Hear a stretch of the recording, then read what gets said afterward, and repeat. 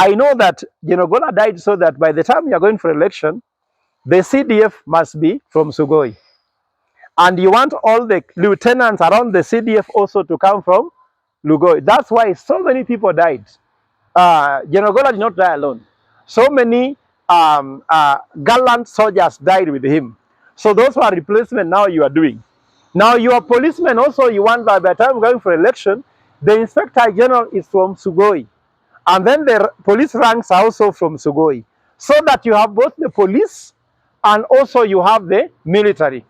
I want to tell you that even if you have more Kalenjins in the police force and the military, so long as Kenyans do not want you, you will still go.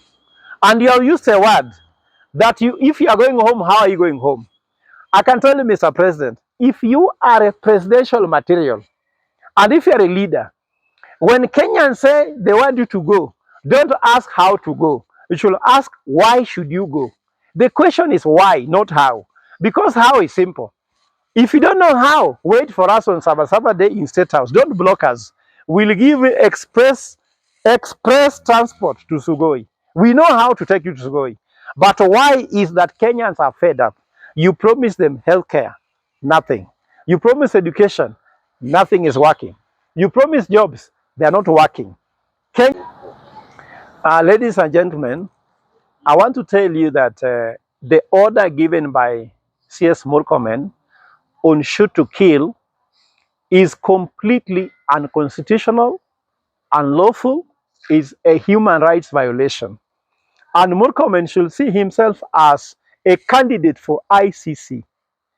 And because he doesn't know that, I want to remind him that the president he's serving is an ICC candidate and has actually appeared before ICC. I also want to remind Murkomen that he's serving an ICC government. And this is the evidence. In the year 2013, William Ruto was a suspect in ICC. He's the president now. His deputy was a lawyer to an ICC suspect. So deputy president was also in ICC. The third person is Mohammed Amin. Mohammed Amin was an ICC witness.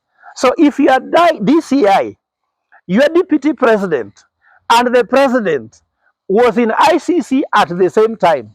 Are we not in ICC government? So Murkomen, please stay away.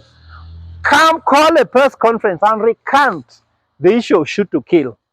Because if it continues, you are going to ICC. Remember on Sabasaba Day, we are coming to the street. And you also will shoot us to kill, isn't it? All the cases of shootings will be put on your head. So you only have a few days from now. Go and recant. And let me tell you what is wrong here.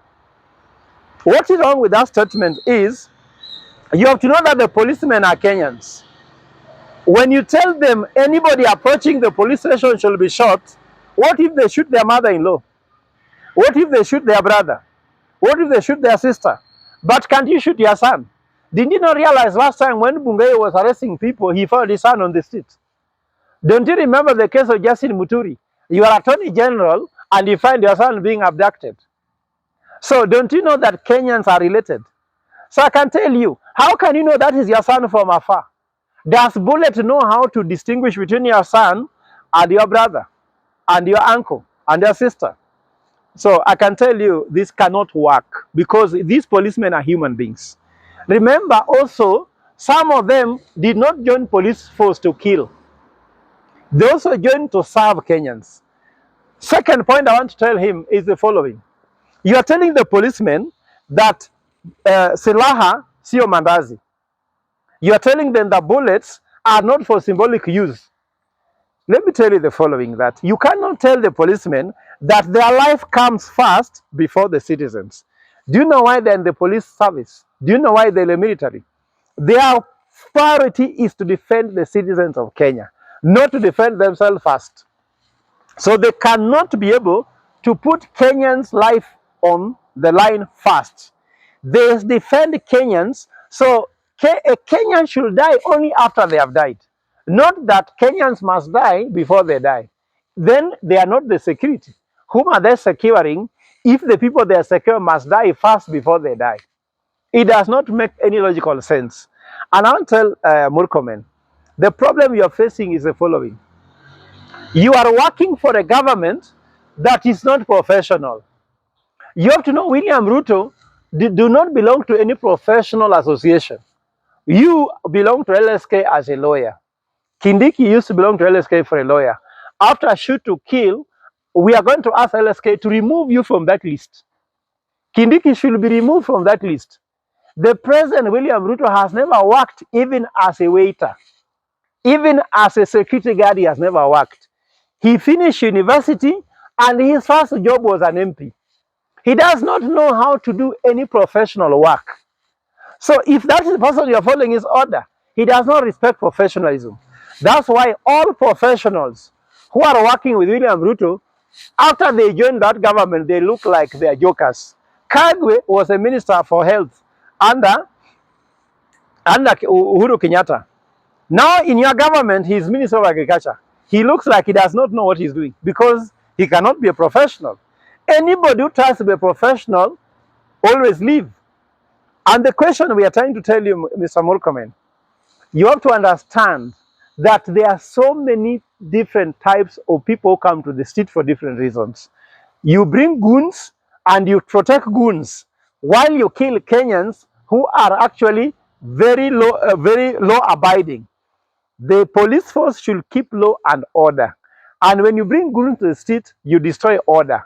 And I want to ask Mr. President with his guy, Murkomen, please, let us see whether you are yourself keeping law and order on the streets.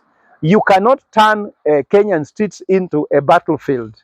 You cannot be able to be using your despotic deputy IG called Langat to be supervising how things are working. I'm sure you are still having calls with him. He's still running the police force. I want to tell Murkomen, if you are a serious minister for interior, the first thing you need to do is to ensure Langat is not in the police station. If you go to all police stations in Kenya, on the right of William Ruto, we can see the picture of Kanja. On the left, we can see the picture of Langat, meaning Langat is still the deputy IG. Remove him from there so that we can have another person, or at least let William Ruto remain with Kanja only, because currently he said he stepped down. And someone cannot step down and appoint his own person taking office. You cannot delegate to any office. So simply said, you don't know how to become a CS. You are clueless as a minister for transport. You still remain clueless as minister for interior. But for you, it's rather you remain clueless, but to end up in prison. Because I can tell you, you are an ICC candidate. We are going to prosecute you, and we are going to ensure that every Kenyan who dies after your shoot to kill order is on your head. And by and large, the person who has appointed you.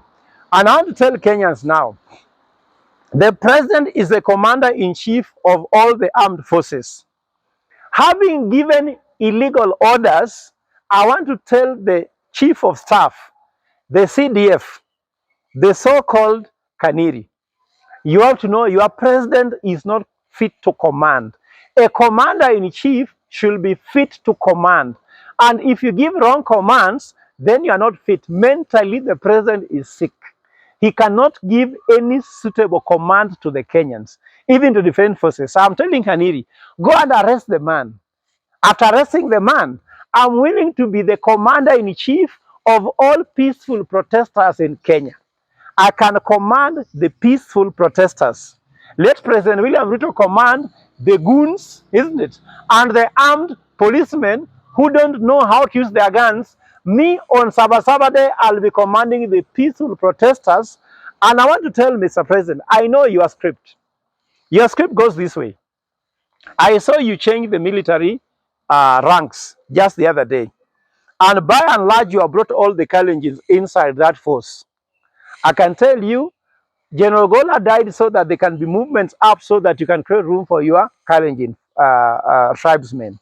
Now you are tribalizing the military. You have tribalized the police force. I know that General Ogolla died so that by the time you are going for election, the CDF must be from Sugoi. And you want all the lieutenants around the CDF also to come from Lugoi. That's why so many people died. General Ogolla did not die alone. So many gallant soldiers died with him. So those are replacement now you are doing. Now your policemen also, you want that by the time going for election, the inspector general is from Sugoi. And then the police ranks are also from Sugoi. So that you have both the police and also you have the military. I want to tell you that even if you have more Kalenjins in the police force and the military, so long as Kenyans do not want you, you will still go. And you have used a word that if you are going home, how are you going home? I can tell you, Mr. President, if you are a presidential material, and if you are a leader, when Kenyans say they want you to go, don't ask how to go. You should ask, why should you go? The question is why, not how. Because how is simple. If you don't know how, wait for us on Sabasaba Day in State House. Don't block us. We'll give you express transport to Sugoi. We know how to take you to Sugoi. But why is that Kenyans are fed up? You promise them healthcare, nothing. You promise education, nothing is working. You promise jobs, they are not working. Kenyans are asking for bread and fish. What you throw back is a bullet. How can a father give a snake and a stone when kids ask for fish and bread? If you don't know how to give bread and fish, leave State House. So the reason why is you are not giving fish and bread. You are giving what? Stone and snake. So because you are giving a stone and snake, that's why Kenya is saying you must go. And I can tell you, I've seen many dictators. Even Assad used even nuclear weapons on his citizens. He left. I can tell you, you are going home. It may be today. It may be tomorrow. It might be half term. It might be one term. But the point is that your regime will have an end. Mr. President, when you are not in power, how will you survive with what you are doing to Kenya? So just stop it. Go home. Stop lecturing us. You are a politician. You are not an economist. The Kenyan problem is economic, not political. And with your political solutions, Kenyans will remain angry and they still say Ruto must go. And surely you must go. And in fact, eventually you will go. Thank you. Aman.